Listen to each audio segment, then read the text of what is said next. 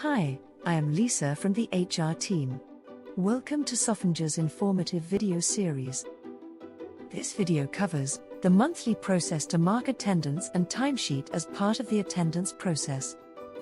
What is attendance and timekeeping? Government regulations require that the company keep an accurate record of days worked by employees. Employees are required to fill up the in and out time when they report to work. Employees must fill up the in time and out time no earlier than 5 minutes prior to their starting time, and no later than 15 minutes after their scheduled shift has ended, unless and until approved by the reporting manager. Employees who are deployed at client sites will follow the time recording practices followed at the client site.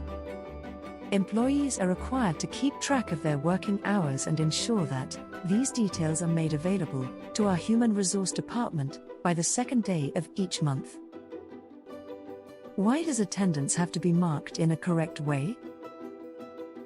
To ensure that the employee is paid in full for the work they have performed. It is important for time records to be kept accurately. Time records help in proper tracking your leaves and applicability and disbursement of other benefits available to an employee. Most of our clients have mandated that we attach attendance records to the invoices being raised. What are the regulations of work hours per week? As per the prevailing regulations, normal working hours do not exceed 48 hours in a working week. We strive to ensure that employees are given at least one day off after every 6 consecutive working days. However, in cases where an employee is required to work more than 6 consecutive days, the employee is given a weekly off and a compensatory off as well, at the earliest possible instance. All employees are given required breaks in compliance with the legal requirements. As a policy, the management does not encourage operations in extending your shift timing. Any extension of shift working is entirely voluntary in the hands of the employees, and they have a right to refuse shift extension. While requesting shift extension, the supervisor will keep in view of the total number of hours worked by the employee during that week. The total of all working hours will not exceed 60 hours in a week. Employees are eligible to take a 1 day as compensatory off for any shift extension beyond 11 hours. How to ensure that overtime, that is extra hours logged in the system, are approved. If you are expected to work on holiday or weekly off, please get your comp off generated and approved on the portal in advance. To do so, log into HRMS, go to Self-Service tab, and click on Generate Comp Off. If you need to work beyond shift timing, obtain a prior written approval from Client Manager and Soffinger RM for performing additional work, and ensure that your attendance for the day is captured with the additional hours. Details on Excel format and attendance marking is explained in detail further in this video. Now that we have understood basic questions related to attendance, payroll, timesheet and timelines, let us understand the process of marking attendance a little more in detail. At Soffinger, we have 2 methods to mark the attendance, which are: Option 1, through an Excel format. Option 2, by daily marking, punch in and punch out. Based on the restrictions defined by the client, one of the 2 methods is to be adopted by the employees. In case of any doubt, please speak to your reporting managers and get the understanding of approved methods clarified for your site. Let me explain you first method.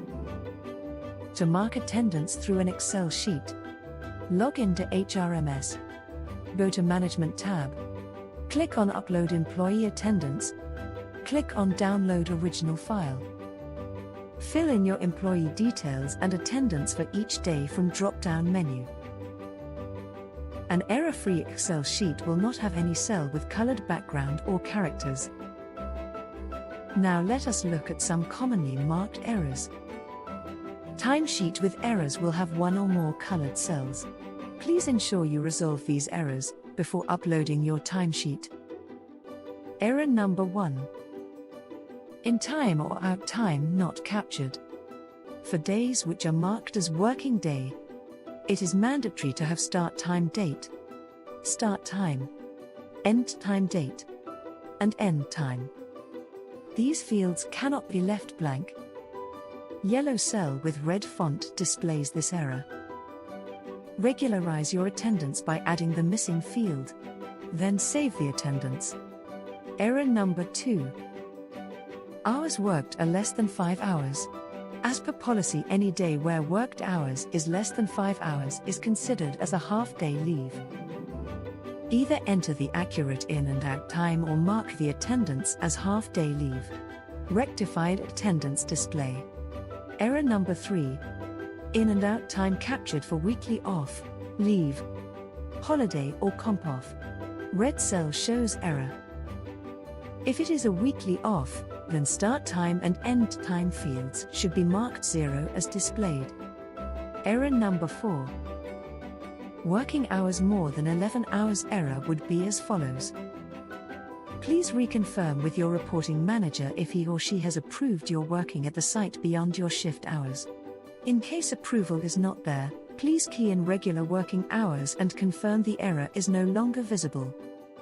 Once your timesheet is ready, you have to upload it on HRMS. Log in to HRMS. Go to Management.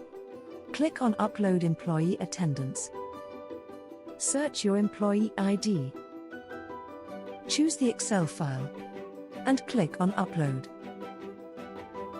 Let me now explain you the second method, that is daily marking, where the employee is expected to punch in and punch out on working day basis. Log in to HRMS. Go to My Profile. Click on In Time or Out Time Attendance. Or go to Quick Links. Click on In Time or Out Time Attendance. Let us now see at an important point about this method of marking attendance. On a daily basis, employee is expected to mark his first in time and last logout time. After any weekly off, leave, holiday or missed attendance, system is not able to capture the end time and shows below error. In that case, we need to regularize the attendance. To do so, go to Self-Service Portal. Click on My Attendance tab. Select Data Range and click on Search. Day-wise attendance will be displayed on the screen. Click on Edit tab at the bottom of the page and correct the required day-wise entries. In type of day, mention from drop-down working day, weekly off, holiday or leaves. Select correct type of day, then reason and click on Save Attendance at the bottom of the page.